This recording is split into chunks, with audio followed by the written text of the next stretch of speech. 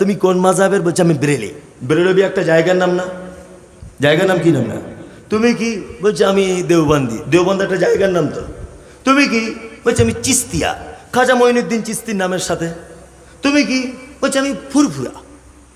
ফুরফুরা তো হুগলি জেলার একটা জায়গার নাম। তুমি কে? বলছে আমি আমিনি। আমিনি মানে ওই আল্লামা রুহুল আমিন বসিরহাটের পীর সাহেব, ওনার নামকরণে। তুমি কে? বলছে আমি বাগমারি। বাগমারি মাঝাব আছে, আপনি দাঁত বার করে এসে দিলেন। বাগমারি আছে, কি বললাম বুঝলেন না? বাগমারি কোথায়? না কলকাতায়। তুমি কে? আমি আজানগাছি, এটা কলকাতা একটা জায়গা। তুমি কে? বলছে আমরা আজমিরি। আজমির একটা জায়গার নাম। আমি বলছি এ কত বড় মূর্খ, পচা মূর্খ। আমাদের রাস্তা সোজা করে দিয়েছেন মুহাম্মদ সাল্লাল্লাহু আলাইহি সাল্লাম। মুহাম্মদ সাল্লাল্লাহু আলাইহি সাল্লামের রাস্তা ছাড়া যদি আমি গাড়ি ঘুরিয়ে দেওবন্দের দিকে যাই, আমি গাড়ি ঘুরিয়ে বেরেলির দিকে যাই, আমি গাড়ি ঘুরিয়ে ফুরফুরার দিকে যাই, বলুন তো ও রাস্তা কি জান্নাত পর্যন্ত পৌঁছাবে বলে মনে হয়? কখনোই নয়, হতেই পারে না। আশ্চর্য ব্যাপার, দেওবন্দ একটা জায়গার নাম, ওটা মাযহাব হতে যাবে কেন? ফুরফুরা একটা জায়গার নাম, ও মাযহাব হতে যাবে কেন? চিস্তি, খাজা মঈনুদ্দিন চিস্তি নামের একটা উপাধি, ও কেন নির্দিষ্ট ব্যক্তি মাযহাব হতে যাবে? এর কি পাগলেও তো বোঝে এগুলো? আপনি শিক্ষিত মানুষ বুঝতে পারছেন না, তাই তো? নিশ্চয় মায়ের পেট থেকে ইমাম হয়নি, কিছু তো অন্তত পড়াশুনো করতে হয়েছে। হয়েছে কাহিনী? আমি যুক্তি তর্কর ভেজালের খাতিরে ধরে নিলাম যে উনি 10 বছর টোটালে জন্ম থেকে পড়াশুনো করে ইমাম হয়েছেন, 10 বছর বয়সে, আমি ধরে নিলাম। তাহলে ইমাম হওয়া থেকে আল্লাহর নবী মৃত্যু, এর মাঝখানের ব্যবধান কত বছরের? কত বছরের? 79 বছরের। কি বললাম বুঝলেন? 150 হিজরিতে তিনি মারা গেছেন, 150 হিজরিতে ইমাম শাফি জন্ম হয়েছে। এইভাবে 360 হিজরির ভিতরে সমস্ত আইম্মায়ে কেরাম চলে গেছেন পৃথিবী থেকে। 360 হিজরি। তখনও পর্যন্ত কোনো মাযহাব ছিল না, তখনও পর্যন্ত কোনো দলে ডিভাইডেড হয়নি। কি বললাম বুঝলেন? তারও 150 বছর পরে মাযহাবের জন্ম হয়েছে। তার মানে মুহাম্মদ সাল্লাল্লাহু আলাইহি ওয়াসাল্লামের মৃত্যুর 450 বছর পরে মাযহাবের জন্ম হয়েছে। যারা বলছে মাযহাব মানা ফরজ, মাযহাব না মানলে জান্নাতে যাওয়া যাবে না, তাদের কাছে আমার প্রশ্ন, ইমাম আবু হানিফা রাহিমাহুল্লাহ উনি কোন মাযহাব মেনে চলতেন? তখন তো মাযহাব আবিষ্কার হয়নি। ইমাম শাফি রাহিমাহুল্লাহ তিনি কোন মাযহাব মেনে চলেছিলেন? ইমাম আহমদ বিন হাম্বল তিনি কোন মাযহাব মেনে চলেছিলেন? যারা বলছে মাযহাব না মানলে জান্নাত যাওয়া যাবে না, এদের মাথাতে গোবর ভরা আছে, কাঁচা টাটকা গোবর। আরে পচা মূর্খ, আল্লাহ বলছে উলিল আমরি মিনকুম, তোমাদের মধ্যে অনেক নেতা থাকবে, অনেক। তুমি একজনকে ধরে বসে আছো কেন? একজনকে ধরে বসে আছো কেন? মাযহাব শব্দের অর্থ পথ বা রাস্তা বা পদ্ধতি। কি বললাম বুঝলেন? পথ, রাস্তা বা পদ্ধতি। পৃথিবীতে যত মাযহাব আছে, পৃথিবীতে যত মাযহাব আছে, প্রতিটা মাযহাব দেখবেন ব্যক্তি কেন্দ্রিক এবং নির্দিষ্ট কোনো জায়গা কেন্দ্রিক, তাই না? জিজ্ঞেস করছি ভাই তুমি কোন মাযহাবের? বলছে আমি বেরেলি। বেরেলবি একটা জায়গার নাম না? জায়গার নাম কি নাম না? তুমি কি? বলছে আমি দেওবন্দি। দেওবন্দ একটা জায়গার নাম তো। তুমি কি? বলছে আমি চিস্তিয়া, খাজা মঈনুদ্দিন চিস্তির নামের সাথে। তুমি কি? বলছে আমি ফুরফুরা। ফুরফুরা তো হুগলি জেলার একটা জায়গার নাম। তুমি কে? বলছে আমি আমিনি। আমিনি মানে ওই আল্লামা রুহুল আমিন বসিরহাটের পীর সাহেব, ওনার নামকরণে। তুমি কে? বলছে আমি বাগমারি। বাগমারি মাঝাব আছে, আপনি দাঁত বার করে এসে দিলেন। বাগমারি আছে, কি বললাম বুঝলেন না? বাগমারি কোথায়? না কলকাতায়। তুমি কে? আমি আজানগাছি, এটা কলকাতা একটা জায়গা। তুমি কে? বলছে আমরা আজমিরি। আজমির একটা জায়গার নাম। আমি বলছি এ কত বড় মূর্খ, পচা মূর্খ। আমাদের রাস্তা সোজা করে দিয়েছেন মুহাম্মদ সাল্লাল্লাহু আলাইহি সাল্লাম। মুহাম্মদ সাল্লাল্লাহু আলাইহি ওয়াসাল্লামের রাস্তা ছাড়া যদি আমি গাড়ি ঘুরিয়ে দেওবন্দের দিকে যাই, আমি গাড়ি ঘুরিয়ে বেরেলির দিকে যাই, আমি গাড়ি ঘুরিয়ে ফুরফুরার দিকে যাই, বলুন তো ও রাস্তা কি জান্নাত পর্যন্ত পৌঁছাবে বলে মনে হয়? কখনোই নয়, হতেই পারে না। আশ্চর্য ব্যাপার, দেওবন্দ একটা জায়গার নাম, ওটা মাজাব হতে যাবে কেন?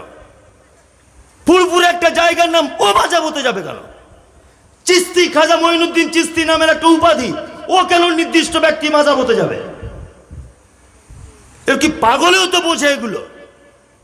আপনি শিক্ষিত মানুষ বুঝতে পারছেন না? বাপ দাদা 14 পুরুষ করে এসেছে হুজুর, তাহলে কি তারা সবাই ভুল? হতেই পারে ভুল, হতে পারে। আপনার বাপের কথা যে সব ঠিক, এটা কি ঠিক নাকি? ভুল হতেও পারে।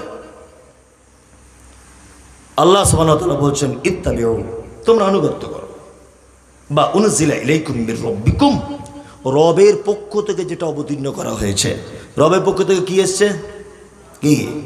কোরআন। ওয়ালা তাত্তাবিউ মিন দুনিহি আউলিয়া কলিলাম মা তাযাক্কারুন। আল্লাহ তাআলা বলছেন ইত্তাবিউ মা উনজিলা ইলাইকুম মির রাব্বিকুম ওয়ালা তাত্তাবিউ মিন দুনিহি আউলিয়া। আর একটা কথা মাথায় রেখে দিও, তোমরা আউলিয়াদের আনুগত্য করো না।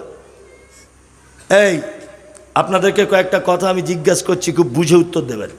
আচ্ছা, ওলি শব্দটা এক বচন, এর বহু বচন আউলিয়া। বহু বচন কি? আউলিয়া, তাই তো? ওলি শব্দের অর্থ অভিভাবক। কি বললাম বুঝলেন? ওলি মানে অভিভাবক। আচ্ছা বলুন, আমাদের অভিভাবক কে? অভিভাবক, আমি একজন অভিভাবক, আমার এক ছেলে এক মেয়ে। আমার ছেলের স্কুলের প্যান্ট ছিঁড়ে গেছে, কাকে বলবে? আমাকে বলবে। আমার মেয়ের ব্যাগ ছিঁড়ে গেছে, বলবে কাকে? আমাকে বলবে। আমার স্ত্রী অসুস্থ, দেখাবে কে? আমি দেখাবো, আমি তার অভিভাবক, তাই না? অভিভাবক বা অভিভাবিকাদের কাজ তার অধীনে থাকা মানুষদের খোঁজ খবর নেওয়া, যত্ন আহ্বান করা, এটাই তো কাজ, এটাই কাজ। এইবার আপনাদেরকে বলি, আমাদের অভিভাবক কে? একবার জোরে বলুন। আল্লাহ আমাদের অভিভাবক। আল্লাহ বলছে তোমরা দুনিয়ার কোন অভিভাবকের পাল্লায় পড়ে যেও না, তাদের আনুগত্য করো না। ওলি। আচ্ছা বলুন, আল্লাহর ওলি হওয়া কঠিন না সহজ? সহজ। কিছু কিছু লোক বলছে আল্লাহর ওলি হওয়া কঠিন, ওই যে ও বলছে খুব কঠিন, বলছে আমি বুঝতে পেরে গেছি খুব কঠিন। আসলে আল্লাহর ওলি হওয়া কঠিন না, আমাদেরকে কঠিন করে দেখানো হয়েছে। কি বললাম বুঝলেন না? কেমন করে দেখানো হয়েছে? না, আল্লাহর ওলি হতে গেলে বিয়ে করা যাবে না। আল্লাহর ওলি হতে গেলে 30 বছর নদীর পাড়ে জঙ্গলে বসবাস করতে হবে। আল্লাহর ওলি হতে গেলে বড় বড় গোঁপ থাকতে হবে। এ বাংলাদেশে দেখতে পাচ্ছেন সব আল্লাহর ওলি দেখা যায় মোবাইলে। ন্যাংটো লোক, তারও বলছে 32,000 ভক্ত। ন্যাংটো, তার গায়ে কিছুই নাই, বলছে আল্লাহর ওলি। এখন বস্তা বাবা বার হয়েছে, মোবাইলে দেখতে পাবেন। বস্তা পরে দেখছি গর্তের ভিতরে ঢুকে আছে, ওর নাম বস্তা বাবা। তারও বলছে 1.5 লাখ ফ্যান ফলোয়ার্স, ভক্ত। আর তার যারা মুরিদ তারা বলছে ওরে বাবা, মানে আমলের ঠেলায় গা জ্বলে যেতে যেতে গা পুড়ে যাচ্ছিল, ওই জন্য বস্তা দিয়ে ঢেকে রেখেছে, এত বেশি আমলের। আল্লাহর ওলি, আল্লাহর ওলি ব্যাখ্যা বিশ্লেষণ কেমন করে দিচ্ছে? জমুক জায়গা একটা আল্লাহর ওলি ছিল, ডান পাটা তার গাছে এরকম ভাবে টাঙানো থাকতো। 30 বছর বিয়ে শাদী কিছু করেনি। সাবান মাখা যাবে না, মাথার উকুন মারা যাবে না, তবে নামাজ কালাম পড়া যাবে না। আল্লাহর ওলি। আমাদেরকে এইভাবে আল্লাহর ওলিদের ডেফিনিশন, আল্লাহর ওলিদের ব্যাপারে ব্যাখ্যা বিশ্লেষণ করে বোঝানো হয়েছে। হয়েছে কি হয়নি? হয়েছে না? হয়েছে। আল্লাহু আকবার। সত্যি মায়ের সাথে অবাক হয়েছে, এরা সত্যিই কি আল্লাহর ওলি? এরা আল্লাহর ওলি তো নয়, আমার মনে হয় শয়তানের থেকে উপরে এক ঘাট। কি বললাম বুঝলেন না? এদের থেকে শয়তানও একটু নিচে আছে। সুবহানাল্লাহ। আমরা যদি ওলিদের আনুগত্য করতেই যদি হয়, তাহলে আমরা ওলি মানে বন্ধু, তাই তো? ওলি মানে বন্ধু, ওলি মানে অভিভাবক। আমরা বন্ধুর দিকটা যদি দেখি তাহলে আমরা হজরত আবু বকর সিদ্দিক রাদিয়াল্লাহু তাআলা আনহুর জীবনী থেকে ঘটনা শুনব। আমরা হজরত উসমানের জীবনী থেকে কিছু শিক্ষা গ্রহণ করব। আমরা হজরত আলীর জীবনী থেকে কিছু শিক্ষা গ্রহণ করব। হজরত আবু বকরের জীবনী থেকে কিছু শিক্ষা গ্রহণ করব। করব কি করব না? আমরা কে কোন কে কি ছিল এটা জেনে লাভ কি? পরশুদিন একজন ফোন করে বলছে যে ভারতবর্ষে প্রথমে ইসলামকে এনেছিল আপনি জানেন? যে কে? এটা তো আমার জানা নেই। বলছে খাজা মঈনুদ্দিন চিশতি। তুমি তো ওয়াহাবি, তুমি বেঈমান, তুমি কি বোঝো? বলছে ফোনে। আলাম খাজা মঈনুদ্দিন চিশতি যদি সত্যি ইসলাম এনেই থাকে তো ওটা জেনে আমার লাভ কি? খাজা মঈনুদ্দিন কি ইম্পর্টেন্ট লোক যে ওনার জীবনী নিয়ে আমার 24 ঘন্টা বসে থাকতে হবে? উনি কে? বক্তব্য রাখতে এসে বক্তব্য রাখছেন দাদা হুজুরের জীবনী। ফুরফুরার বক্তাদের আর অন্য কোনো খুঁজে পায় না, শুধু দাদা হুজুরের জীবনী, শুধু দাদা হুজুরের জীবনী। যেখানে যাচ্ছে বলছে দাদা হুজুরি বলেছে, যাই বলছে বলছে দাদা হুজুরি বলেছে। আর সব যদি তোর দাদা হুজুরি বলবে তা মুহাম্মদ সাল্লাল্লাহু আলাইহি ওয়াসাল্লাম কি করতে এসেছিলেন পৃথিবীতে? হ্যাঁ, সব যদি তোর পীরই বলবে, সব যদি তোর ইমামই বলবে, সব যদি তোর হুজুরি বলবে তা মুহাম্মদ সাল্লাল্লাহু আলাইহি ওয়াসাল্লামকে পৃথিবীতে কেন পাঠানো হয়েছিল? তোর হুজুরকে দিয়ে শেষ করে দেওয়া হতো। তোর হুজুরের জীবনী শুনে আমার লাভ কি? আশ্চর্য ব্যাপার। আমাদের যদি জীবনী শুনতেই হয়, আমাদের যদি ইতিহাস জানতেই হয়, আমরা হজরত আবু বকরের জীবনী থেকে শুনব।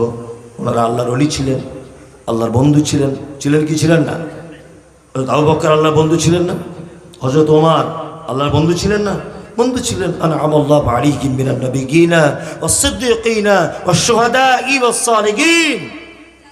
পৃথিবীতে 4 কোয়ালিটির মানুষ তারা আল্লাহর পক্ষ থেকে পুরস্কার প্রাপ্ত: নবীগণ, শহীদগণ, সাহাবীগণ, আর যারা সৎ কর্মশীলগণ। সিদ্দিক থেকে সাহাবীদেরকে বোঝানো হয়েছে 4 শ্রেণী মানুষ আল্লাহর পক্ষ থেকে সাহায্য প্রাপ্ত, প্রাইজ প্রাপ্ত আল্লাহর পক্ষ থেকে। যদি ওলি আল্লাহওয়ালা মানুষদেরকেই যদি আমায় ভালোবাসতে হয়, আবু বকরকে বাসবো, ওমরকে বাসবো, উসমানকে বাসবো। আল্লাহ নবী সাল্লাল্লাহু আলাইহি ওয়াসাল্লাম পৃথিবীতে আমরা যত জীবনী জানি, যত মানুষের ইতিহাস যত মানুষের পড়েছি, সব থেকে বড় আল্লাহর ওলি, সব থেকে বড় গুণী, সব থেকে বড় জ্ঞানী, সব থেকে পাওয়ারফুল মানুষকে মুহাম্মদ সাল্লাল্লাহু আলাইহি ওয়াসাল্লাম, তাই তো? এইবার আপনাদেরকে একটা কথা বলি। মুহাম্মদ সাল্লাল্লাহু আলাইহি ওয়াসাল্লাম বিয়ে করেছিলেন। ওনার গোপগুলো বড় বড় আছে এরকম হাদিস কোরআন থেকে জানা যায়। উনি জীবনে গোসল করতেন না, এটা জানা যায় না। উনি ময়লা কাপড় পরতেন, এটা জানা যায়? জানা যায় না।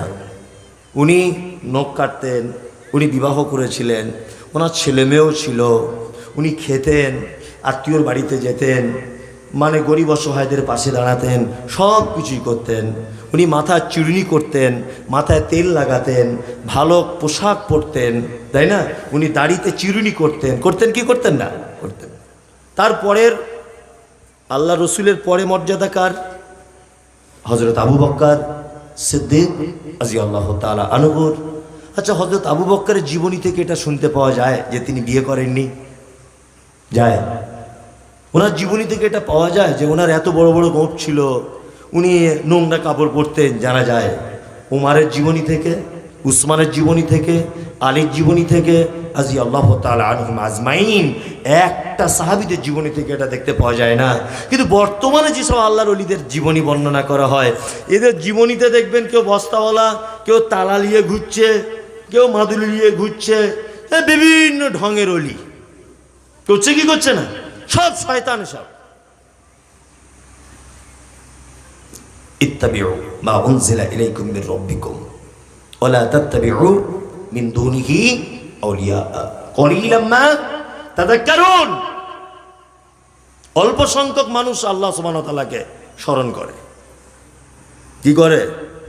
অল্প সংখ্যক মানুষ আল্লাহ সুবহানাহু ওয়া তাআলাকে স্মরণ করে। এখানে একটা বলি, কালিলাম মা তাযাক্কারুন।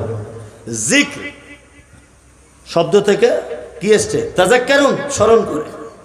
আমরা জিকির করি না। জিকির মানে কি?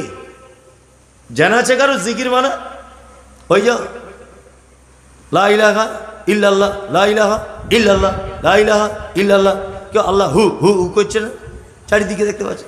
আর বাংলাদেশে তো মানে 2 নম্বরিতে আর ভাঁওতাবাজিতে আর ইসলাম নিয়ে খেলাতে 1 নম্বর। 1 নম্বর না? একদম। এই ফেসবুকটাকে তো নষ্ট করে দিল পুরো নষ্ট করে দিল। স্বামী তার স্ত্রীর ব্লাউজের মাপ নিচ্ছে, ওটা ফেসবুকে ক্যামেরা করে ওই কি রিল ভিডিও নাকি রিলস ভিডিও ওই তৈরি করছে। মা ওপেন ব্লাউজ খুলে বাচ্চাকে দুধ পান করাচ্ছে, দেখাচ্ছে। কি আশ্চর্য ব্যাপার! বোরকা পড়ে, আমি তো মানুষ, রক্ত মাংসের মানুষ, বোরকা পড়ে মুখ ঢেকে বলছে আমার বয়স 28 বছর, ঢাকাতে আমার 4টে ফ্ল্যাট আছে, ভালো ছেলে খুঁজছি, কেউ আছেন? দেখেন না এগুলো? হ্যাঁ, ভালো ছেলে খুঁজছি, কেউ আছেন? খুব হ্যান্ডসাম হতে হবে, দেখতে যেন খুব সুপুরুষ হয়। হ্যাঁ, সব বাংলাদেশ, যত ভণ্ডামি, জলসায় স্টেজের উপরে উঠে যাচ্ছে, বক্তার ঘাড়ে উঠে যাচ্ছে, এসব দেখতে পাওয়া যায় না? এরা তাহিরি টাহিরি না কি কোথায় আছে, সব পাখি টাকরি বেঁধে করে জিকির। জিকির শব্দের অর্থ এরকম নয়, আল্লাহ আল্লাহ আল্লাহ এসব জিকির না, বদমাইশি। জিকির শব্দের অর্থ স্মরণ করা। কি করা? স্মরণ করা।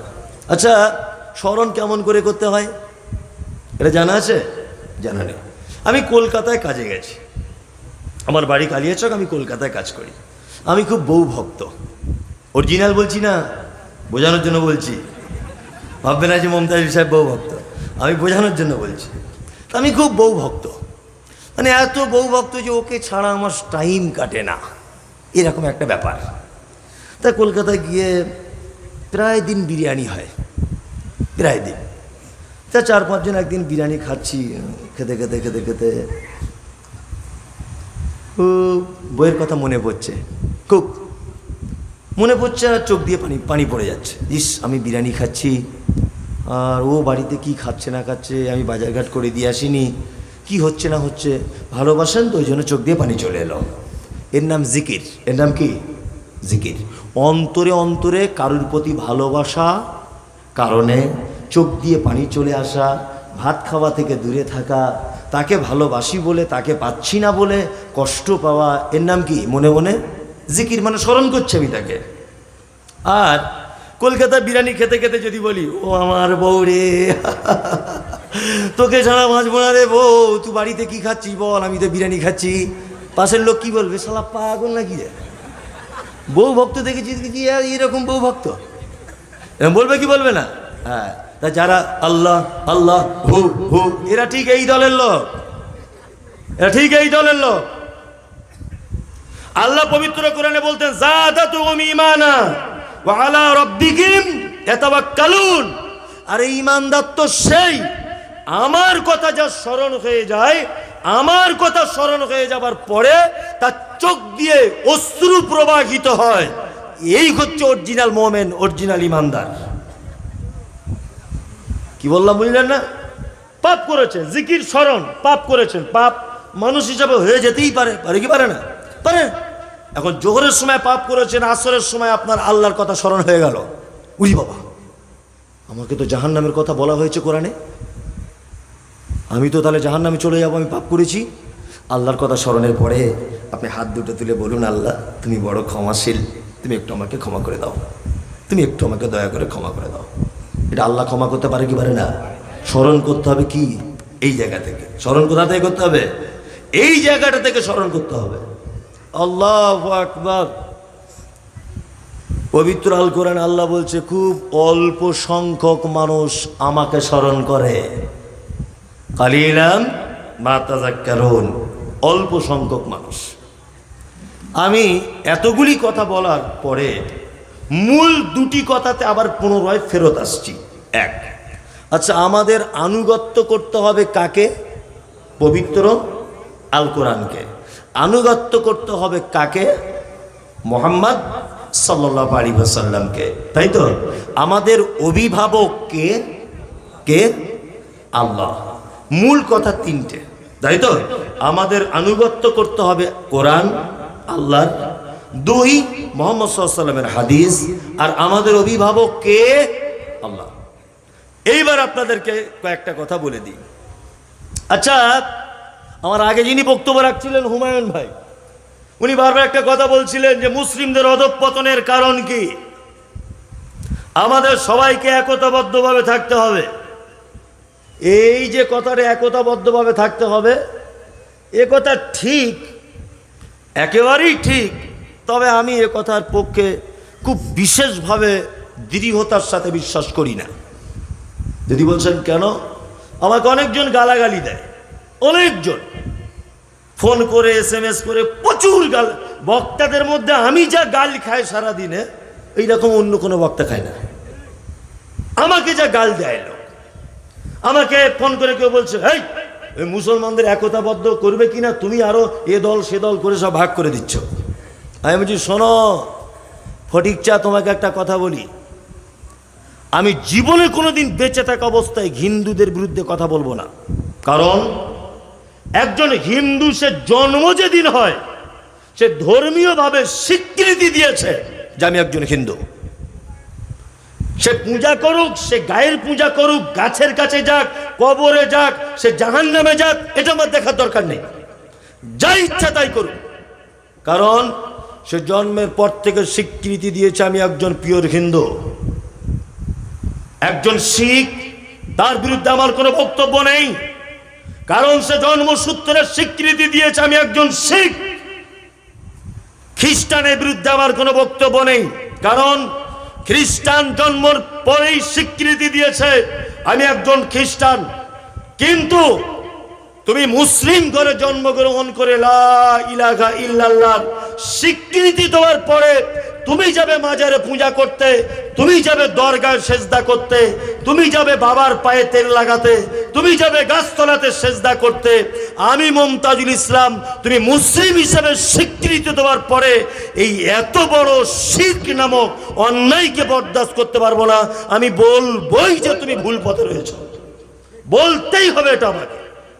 হিন্দু দেবদেবীর কাছে যাবে, আমি জীবনে কোনোদিন বক্তব্যতে বলতে যাব না। খ্রিস্টান, সে যিশু খ্রিস্টের কাছে যাবে, আমার কোনো প্রতিবাদের ভাষা নেই। সে জন্ম থেকে স্বীকৃতি দিয়েছে সে একজন খ্রিস্টান, সে জন্ম থেকে স্বীকৃতি দিয়েছে সে একজন হিন্দু। কিন্তু তুমি লা ইলাহা ইল্লাল্লাহ এইটা বলার পরে তুমি মাজারে যাবে, আমি মুমতাজুল ইসলাম তোমার মতো লোককে ছেড়ে কথা বলবো না, বলবই। কারণ তুমি লা ইলাহা ইল্লাল্লাহ বলার পরে তুমি যদি মাজারে মাথা ঠোকো, তুমি আর মুসলিম নেই।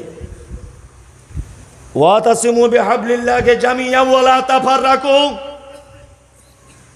আমার আগে হুমায়ুন ভাই বলছিলেন যে প্রতিটা মুসলিম নরনারী আল্লাহর রশিটাকে মজবুত করে ধরো। রশি মজবুত করে ধরতে হবে, এ কথা ঠিক, কিন্তু আপনি কোন মুসলমানের সাথে এই রশি ধরবেন এটা আপনাকে জেনে নিতে হবে। আপনি যদি মনে করেন মাজার পূজারী যে রশি ধরেছে আমি মুমতাজুল, আমি সেই রশি ধরবো, ওয়াতাসিমু বিহাবলিল্লাহি জামিআ ওয়া লা তাফাররাকু, এই ব্যাখ্যা এটা হলো না। কেউ যদি মনে করে আমি কোনো জায়গায় সেজদা দিই, আমার সাথে তোমাকে এক রশিতে থাকতে হবে, কখনোই এ কথা ঠিক নয়।